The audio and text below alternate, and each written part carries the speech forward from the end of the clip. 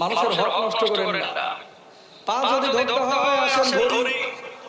আপনি নামাজ পড়ছেন, রোজা করছেন, অনেক সময় বাপ মারা যায় টিপসই নিয়ে 20 বিঘা সম্পত্তি একাই দখল করে খাচ্ছে, অন্য ভাইদেরকে দেয় না। যদি বলা হয় ভাই সম্পদগুলো বুঝিয়ে দেন, কই বাপে আমারে দিয়ে গেছে, আসলে হিবা করে নাই, ও জোর করে দিয়েছে। ঠিক কিনা?